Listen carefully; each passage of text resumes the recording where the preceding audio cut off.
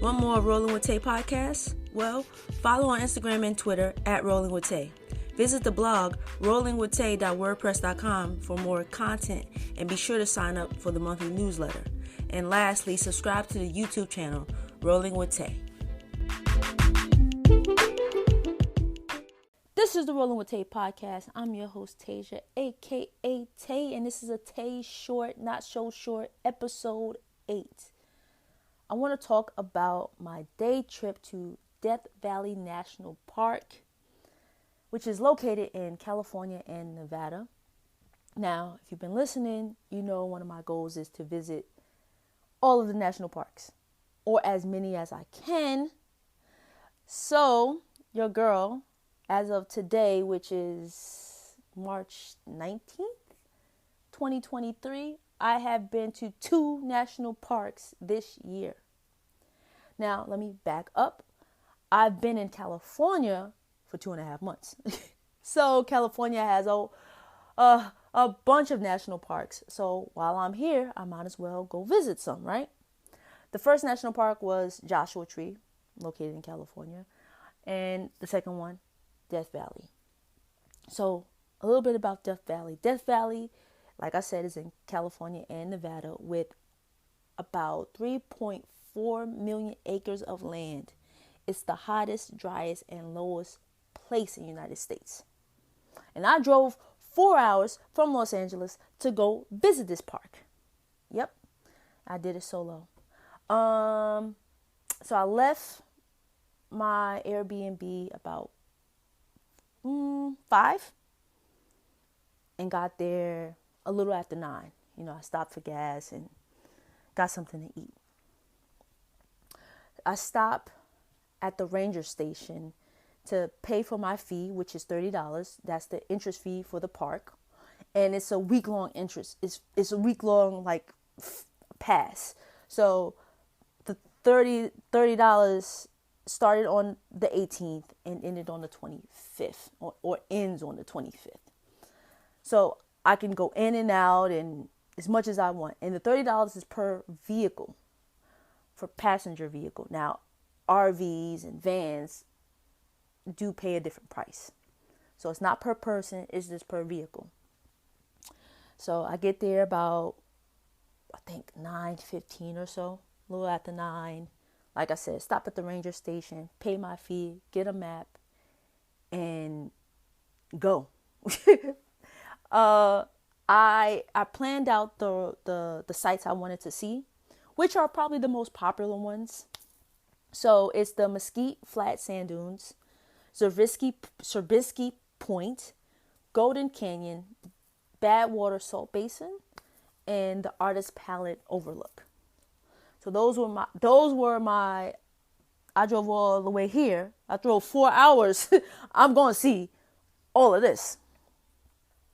First stop, the sand dunes. I just had to see these. I just had to see these sand dunes.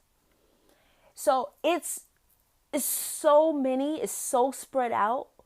Even though there were quite a few people there, you could be on your own sand dune, doing your own thing, taking pictures, videos, just chilling, sliding down the sand dunes, whatever, and not feel like someone is right behind your back. You know, it wasn't crowded. There were people there.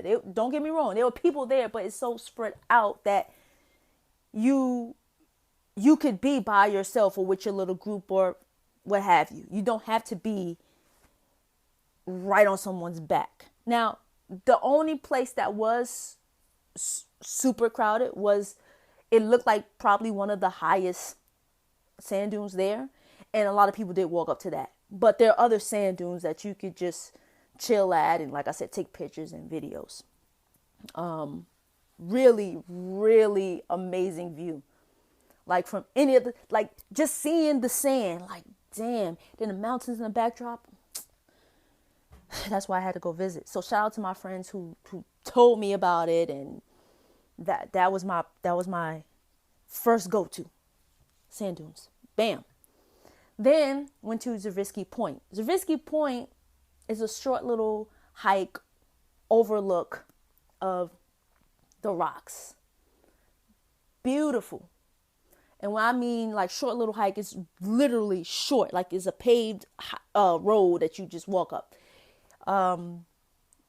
Beautiful, beautiful view. Again, great for pictures and video. After Zervisky Point, I go to Golden Canyon. Get to Golden Canyon. I get on the hike. Now, I knew why I wanted to go see Zervisky Point and the sand dunes, but I had forgotten about Golden Canyon. Now, there's this app called All Trails, and you can download the trails. If you have the premium version or the membership, I guess it's the premium version, you can download the map and the trail. So it'll tell you how to go to the trail or whatever, so you don't get lost.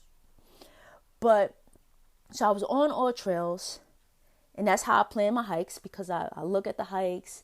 You could tell the difficulty of it.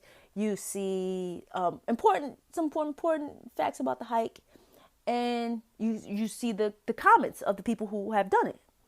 So I chose this hike for a reason. I chose this spot for a reason. Okay. So I'm just walking. It's really flat. There's rocks, beautiful, beautiful view, but it's nothing to, at first, it was like nothing for me to write home about. Like, what's this about? Okay, I'm just walking. At one point I was like, oh no, I'm getting tired. I still have these other places I want to go visit. Plus I'm going home. This is a day trip.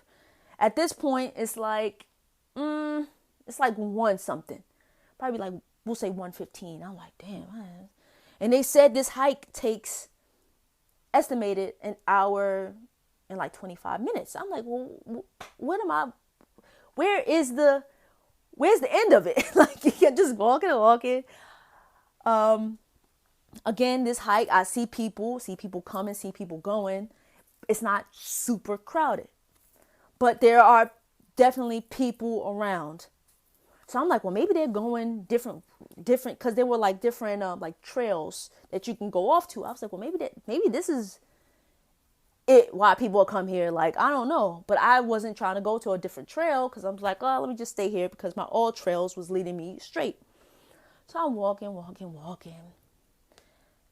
Then I see this, like, the rocks get kind of narrow where you have to climb in and up through the rocks. I was like, oh, okay, let me see what this is about. Maybe this is why people come here, because this is kind of cool. So I climb a little bit, nothing crazy. I was like, all right, let me check this out. Climb. I was like, all right, cool. And it leads you to, you're standing in this, like, it's not like a circle, but you're standing, and above you is all the rocks. Like, so you're looking up, like, I was like, oh, maybe this is why people can't, come here, and this is the attraction. So I'm taking little pictures and video. I'm like, oh, this is kind of cool. Then I see this family, and they're coming. They look like they're coming towards me. They're leaving, and they were like, oh, the little girl says, oh, you can see a good view from up here, over here. I was like, oh, okay, let me see what this view is hitting for. So I do my little. Now it's starting to go up. Now I see the incline. I was like, oh, okay. Let's see what this is about. Again, nothing crazy. So I do my little climb up. Okay. I see another family, and they're coming down. So at this point, I'm not going to lie, I'm a little tired. That heat, I was like, sheesh, let me stop a little bit. So I'm waiting there as they come down. Then I go up a little more, and I'm like, what the hell? The view. And I recorded on my GoPro, and you can hear me say, I probably said, oh shit, or something like that, because it was unexpected. I was like, oh, this is why people, oh, okay, this is why people come here. This is the attraction, the view. I will post the video. I will post pictures. Crazy. I was like, whoa. I was like, this is something. I come down, And as I'm coming down, I see, more people are starting to come up. So I'm glad I got a chance to like be up there for a couple minutes by myself to like take that in and, just view it like, dang, this is crazy. So I go back down, go back out and, finish the trail. Then I go into a Badwater Salt Basin. That's the next attraction I go to. Or next trail or viewpoint, whatever you want to call it. Now, let me pull up the picture. It says Badwater Basin is 282 feet / 855 meters below sea level. And I walked all the way to the middle of it. Well, I guess was the middle. Well, out further enough. Oh my gosh. It looks like snow. It looks like snow. And the backdrop of the mountain with actual snow on it. Beautiful. Again, I will post pictures and video. Beautiful photo shoot op, right? Again, pictures and video. It doesn't do it justice. Just standing there and like, wow, I was just amazed. I was amazed at it. Spent a little time there. Now I'm pushing for time now because I don't want to be driving super late back to LA. It's a 4-hour drive. And it's dark out. It will be dark by the time I finish. I finished at that point, it's like, I think it's like close to 4. So, okay, I drive to this place called Artist Palette. But as I'm leaving the Badwater Basin, I see this family that I saw earlier. And, we exchange hellos. And I asked them if they'd been to the Artist Palette. And they were like, yes, we have been. We went and it wasn't like, it was just a little hike. It wasn't really nothing spectacular. And my friend had told me about that too. But they said, drive a little further and you'll see the Artist Palette overlook. And you'll see that. I said, okay. So I followed their advice. So I'm driving. This is one-way road. And it's called Artist Palette Drive. So I'm driving. I passed the little trail that they said wasn't really anything. They didn't really see much. So I'm driving. Then I see the overlook. I was like, oh my gosh, I saw so many colorful rocks. That's why they call it the Artist Palette. I get out, take pictures, and I hike. So they have a trail that you could walk up close and personal to the rocks. You saw people taking pictures and doing their little photo shoot on the rocks. I did that for a little bit because I was like, what? I had never seen anything that looked like that. Up until that point, I had never seen a lot of stuff that looked like that until I went to Death Valley. So I did that for a little bit. Hopped back in my car. At this point, it was close to 5. Now, this park is big. As I said earlier, the first part of the park, the sand dunes, is the 4 hours away from Los Angeles. But going to the other parts that I went to, that's further out. So that was like a half an hour, 35-minute drive from the sand dunes, right?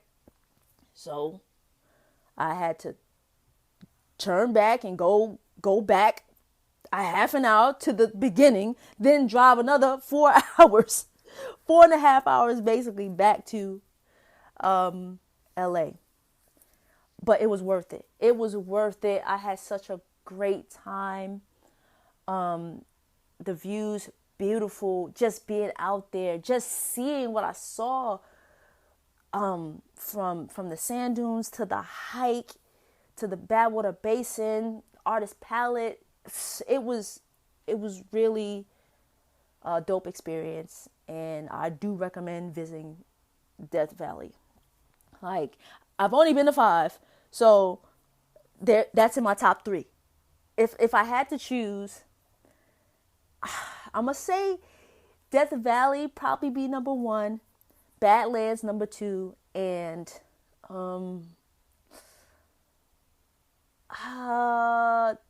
Theodore Roosevelt number 3. I did like Joshua Tree. Don't get me wrong. I definitely liked Joshua Tree. But I wish I could have seen more of Joshua Tree. And I liked Theodore Roosevelt National Park. I did. And it's funny because I went to Theodore Roosevelt National Park in 2021. And we just rolled up on it. Didn't know it was a national park, but until I saw the sign, I was like, oh, let me stop here. All right, cool. Let me see what this is about. I was like, this is amazing. That was the first national park I had been to. And that's in North Dakota. Then we drove to South Dakota and stopped at Badlands, which was, man, I need to go back to Badlands. Like, I need to go back. I had never seen these rock formations like that in my life. Like, the rock formations I was amazed. I felt like I was in outer space. Never been out of space, but I felt like it. So it would be Death Valley number 1, Badlands number 2, and Theodore Roosevelt number 3 right now. But as I go to more, that'll probably change. So Death Valley is hot. So they recommend you go between November and March. That's when they recommend that you visit. Now, of course, you could visit any other time, but the temperature can be extreme. So if you do decide to go there, just be prepared. Bring a lot of water, bring snacks, bring sunscreen, comfortable shoes, a hat, umbrella if you want to. Just be prepared if you do visit Death Valley anytime, but especially in the summertime. Start early if you can. Please start early. Start early. I believe the park is 24 hours. So you just pay your fee at a pay station and you're good to go. The Welcome Center is open from 8 to 5 p.m. or 9 to 5. I think it's 8 to 5. And you can go there and also pay, and they have water, bathrooms, some snacks. I bought a patch because I'm about to start another jacket. If those of you have seen my jacket, I have one jean jacket where there's patches of different countries I've been to. And I'm going to start another jacket where there'll be patches of different national parks I've been to. So I'm excited to get working on that. What else? There was hardly any cell service for me. I don't know about anybody else. But at T-Mobile, I was looking for a signal. But I knew that prior to. So just if you go to Death Valley, just know you might not have service. So download your maps, get a map, an atlas, something, because you might not have service for a while. And then like right outside of Death Valley, I didn't have service for a little bit. So definitely make sure that you bring maps, print out directions, what have you. Yeah, the views were beautiful. The temperature was great. It wasn't super crowded. Definitely a lot of people. It's a national park. People go to national parks. But the longer you wait, I started early. I got there, like I said, after 9. So as I was going back, leaving the park, I see so many people on the sand dunes. Again, it's not like they were right up on you, but you can see there were much more. And even as I was leaving the sand dunes, I saw a lot of people going. I stayed on the sand dunes for about an hour, just walking around different ones. So I did see quite a few people.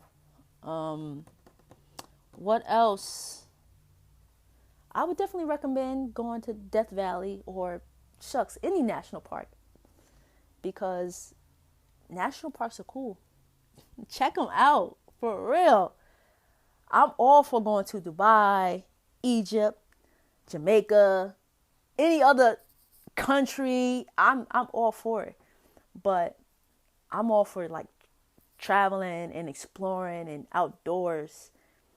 So national parks, after Badlands and after Theodore Roosevelt and Badlands, I was like, damn, I'm missing a lot. I'm missing I'm missing out on so much that we have in the United States. So I'm definitely, again, that's the goal, to go see more, but I do encourage you to visit more and see what these national parks have to offer. Because some of the views that I saw, well, shucks, all the views I saw the other day were